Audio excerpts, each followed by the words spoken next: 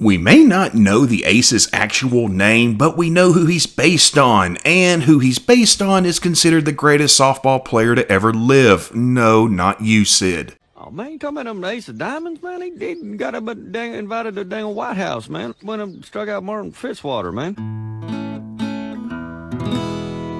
Hey folks, welcome to Squirrel Tactics. Like, subscribe, check out the Patreon, let's do this. The Ace of Diamonds, or just Ace, real name unknown, possibly Merle King. I'll explain my reasoning on that here in a little bit. Voiced by John Schneider, and if that name sounds familiar, it's probably because he played Bo Duke on the Dukes of Hazzard. Though there is some confusion, with some claiming that it was actually Mac Davis, who also voiced the sports jock and Sheriff Mumford, by the way. Listen to you, Wolf. I'm gonna have to put you in the sports jock dog pound. So the Ace was either voiced by Bo Duke or the guy that wrote In the Ghetto. On the cold and gray Chicago moon, another little baby child is born in the ghetto. The Ace was the leader of a barnstorming softball team known as the Ace of Diamonds and his Jewels. You know, it's a playing card nod while also being a reference to a baseball diamond, which is another name for a baseball field. See, the bases make a diamond. Ace and his two teammates who play catcher and first base are extremely talented and are known to be undefeated. The 11-0 Zephyrs against the Aces' 239-game win streak.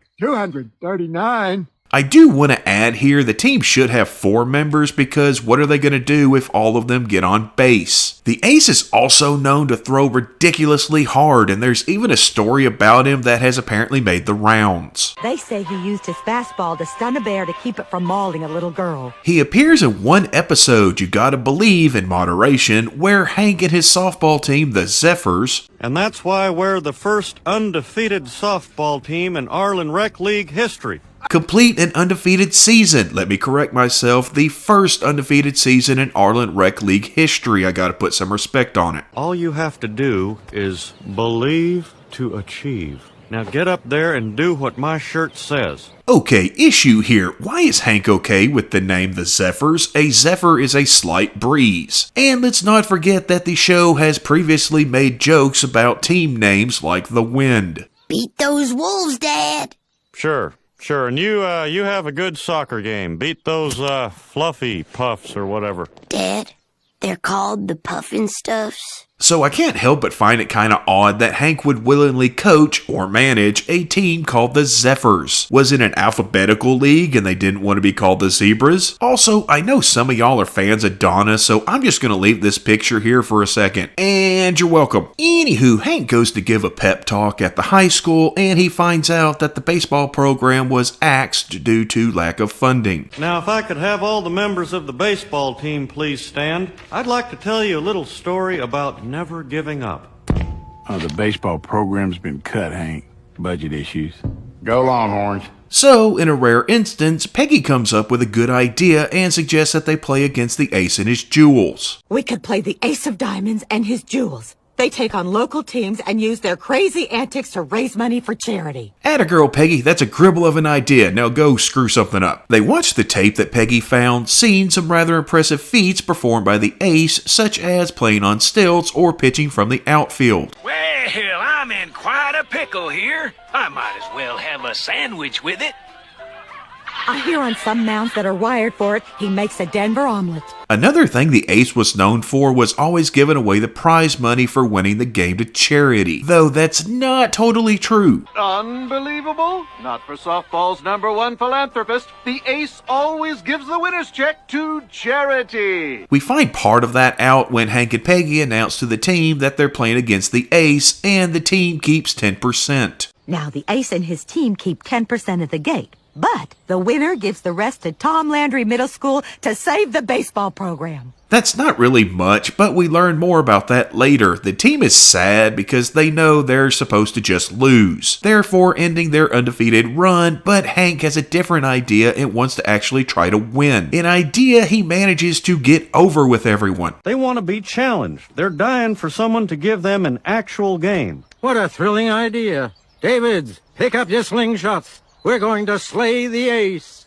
Bob, I didn't expect that kind of spirit out of you, but by God, it is appreciated. Hank comes up with a plan to play small ball and keep to good fundamentals while also taking advantage of the fact that they're only playing against 3 people. Arrogance.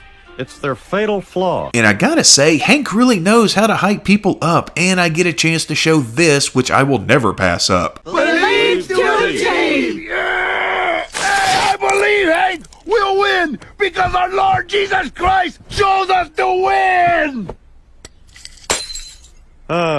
Okay, Enrique. The gang heads to the mall to sell tickets because at that point in time, Ticketmaster hadn't figured out a way to get their claws into that, and also this was back when people still went to the mall. Boomhauer, cover Tom McCann to the Lens Crafters. Dale, you take the food court. Bill, go anywhere but Victoria's Secret. They got sell more tickets as a French boy?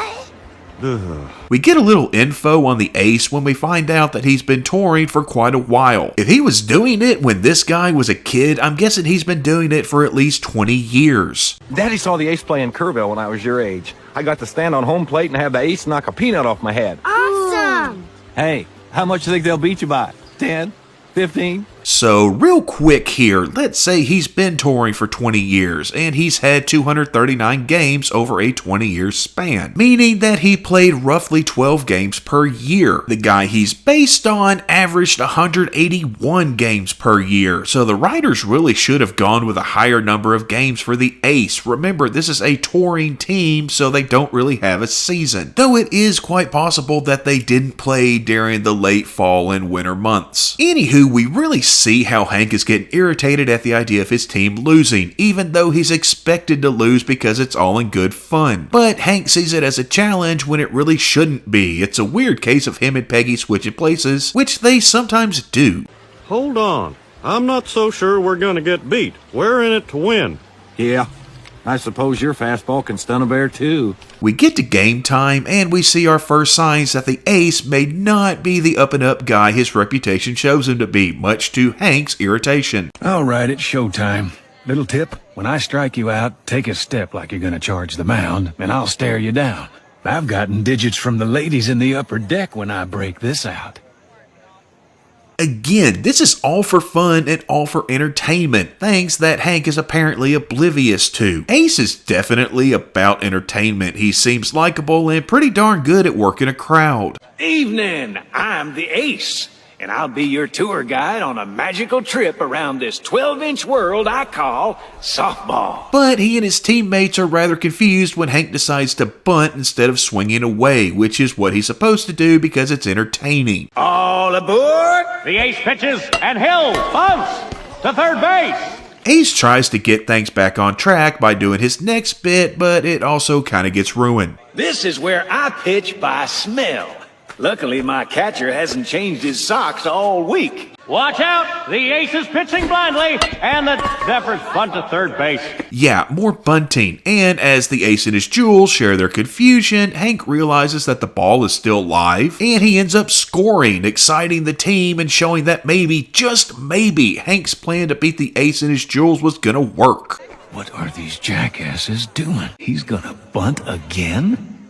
All right, show's over. Here it comes, fat man. And yeah, no, it doesn't work, because of course it doesn't work. What came after was 6.5 innings of pistol whipping a blind kid, or as it's put later on the radio, What a travesty. People took their families there to have some fun, and what did they see? Hank Hill bunting and the Ace taking batting practice. the Ace and his crew proceeded to drop 63 unanswered points, and afterward, as the Zephyrs licked their wounds and Hank tried to put as positive of a spin on it as he could. Now, we may have lost our undefeated season, but we gave those kids their baseball program back. And no defeat, no matter how, thorough, can change that. The Ace then added insult to injury by keeping the game check rather than donating it, again showing that in person he doesn't always live up to his reputation. How about that game? You certainly saw something you can go home and reflect upon. Anyhow, I hereby present this check to the winner, the Ace of Diamonds. Okay, so they made $9,300, and let's say they needed $10,000 to save the baseball team. You're gonna tell me that they couldn't have raised $10,000 from the local businesses? Buck Strickland and Lane Prattley would have paid to put an ad in the outfield. Hell, this is the exact kind of man of the community virtue signaling that Ted Wasana lives for. Hank easily could have gotten $10,000 together considering his connections with the local business leaders. Also, what are they gonna do next season? Won't they need more money to keep the program going, the kind of money that you get from, I don't know, business sponsorships? Because I'm pretty sure after this episode, playing the Ace again is off the table. Also, going back for a second, when Ace was on the mound, the banner on the scoreboard in the background keeps disappearing and reappearing. Sorry, that just keeps bothering me. Anywho, Ace takes the giant check and heads for his RV, but Hank tries to stop him and find out why he's not donating the money like he normally does, with the Ace giving a rather backhanded response. Well, if they play anything like you guys, they're better off without it. Hank feels pretty bad afterwards, admitting that he took things too far and sets his mind to making things right. And after finding out where the Ace was playing next... No, I don't want to buy a commemorative tour schedule. Couldn't you just tell me the name of the town? It's a visa. He and the team confront Ace at his RV, which does not start off on the right foot. Oh, look. It's the Bunt brothers. Hank sallies forth and apologizes, admitting that he was wrong and trying to explain why he did what he did, athlete to athlete. But Ace takes an exception to this, mostly because, if you can't tell by now, the Ace is kind of a jerk. I'm sure you can understand that as a fellow athlete. Fellow athlete? I got my picture on some of that gum that looks like tobacco. How about you? And he's also most likely a liar, so the gum he's referring to is Big League Chew, and those of you that grew up with Big League Chew might be saying, But Squirrel, Big League Chew didn't come with baseball cards. Well, you're wrong, because in 1986, they released a line of 12 cards known as Home Run Legends. And the run featured 11 Hall of Fame players who had hit 500 home runs, as well as a 12th card that acted as a checklist. What does this mean? Well, if the Ace is telling the truth, then it means that he not only played Major League Baseball, but also hit 500 home runs. And yeah, I don't see either of that being true, especially if he's been the star of a traveling softball team for the past 20 years or so. It should not come as a surprise to anyone by this point that he'd lie about something like that, but I just thought I'd point it out. But I digress. Hank brings up the kids and the fact that the money was going to help out children. Won't somebody please think of the children? But we find out the hidden reason that the Ace always gives away the money because he doesn't need it. And I always clear a few grand in merchandise and score a little overnight company. But thanks to your boring little stunt, the Ace slept alone last night and has an RV full of unsold bobbleheads.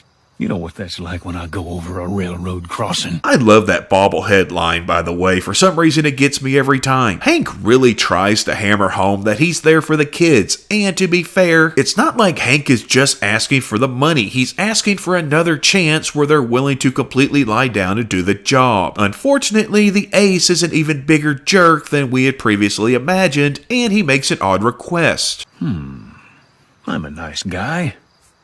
Maybe if you ask me in baby talk. Well, I don't see how that could make a difference. Yeah, he wants Hank to apologize at baby talk, and that's just humiliating. And again, really shows us who the Ace is. Yeah, he's an ace-hole. But Hank swallows his pride and goes along with it because he knows he was wrong and he knows it's for the children. No, stop. Think of the children. Oh, God. Can we, please have another shot? Please? Maybe. Do you know what you did wrong? Maybe we played too seriously? Ace, being the ace-hole he is, tells him no anyway because he just wanted to humiliate Hank. Well, let me think about it. No. And he shuts the door in Hank's face, going back to the parking lot attendant and warmed up spiced wine waiting for him in his RV. I'm sorry, baby. The spiced wine should be hot enough by now. How about you? So, a parking lot attendant.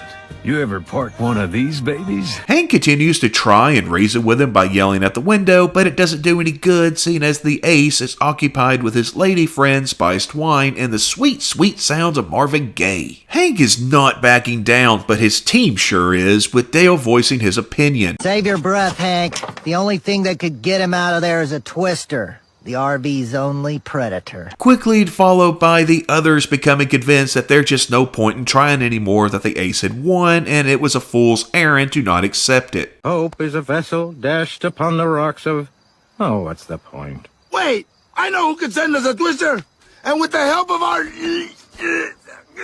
Oh, what's the point? But, yet again, Hank ain't backing down, and he knows the only way to get the ace out of that RV is to rock it back and forth and force him to come out. So he gives another motivational speech, which yet again works. Uh-oh, the hair on my back is starting to tingle. Your hair knows something you're about to find out. We're getting those kids their money. Now come on, Bill, put your weight in that fender. And the team proceeds to work together to rock the RV with the ace and his lady friend inside, which finally gets his attention. What? Hey, stop it! I'm entertaining! I'm telling you, the bobbleheads just get me. Hank mentions that he bought a touring schedule from the ace's wife, which makes the lot attendant leave because she didn't know he was married, and after realizing that Hank wasn't going to let it go and would continue to follow him and make his life miserable, the ace gives in and hands over the check. Why bother even putting on cologne? Okay, take the check! Just stop pushing my house! The ace then leaves town, and we never see him again. However, I do have an issue here. They do know that's not a real check, right? That's just a novelty oversized prop. You don't take ownership of the money because you have that. This isn't capture the flag here. That's not a bearer bond. You can't take it to a bank. Semi-Pro had a whole subplot about this. Look, I don't know what your bank is telling you. This is a real check. I signed it myself. It's written in glitter, man. Can't you just, like, write me a regular size check? Maybe you should try a different bank.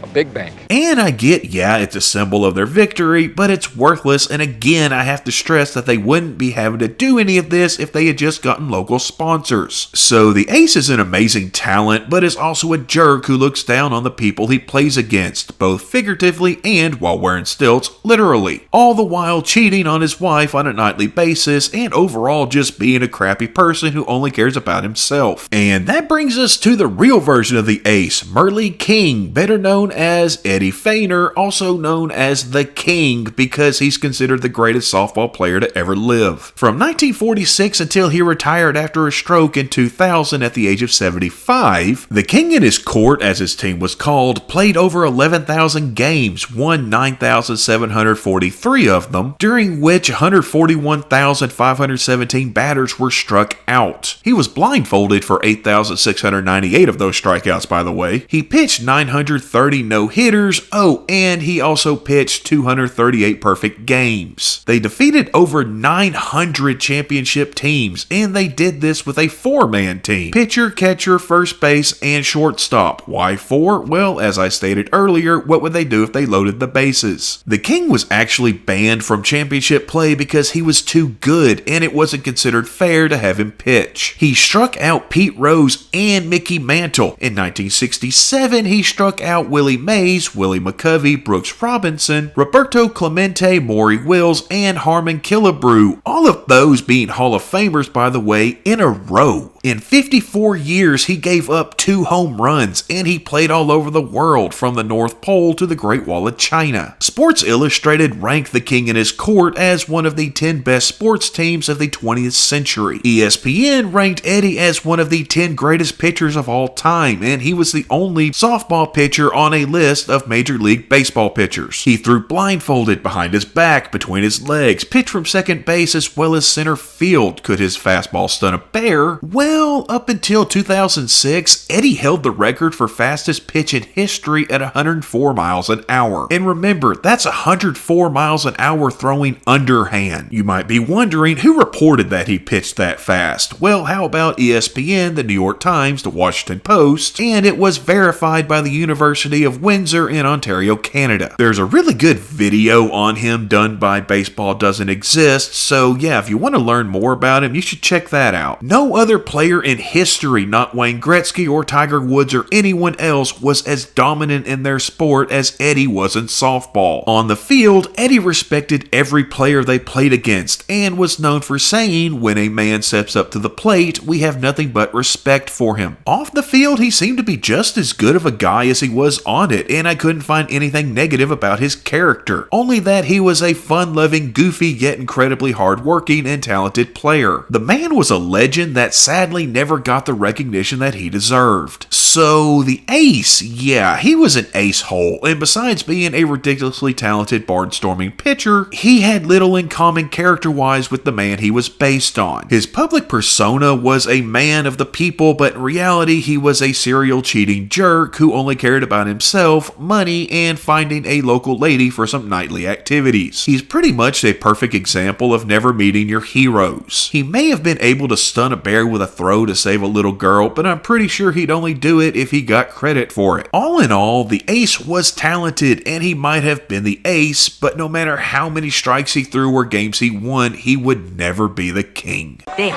remember your ritual. Daddy, make it be fun. I ain't your daddy. Oh, you're talking to him.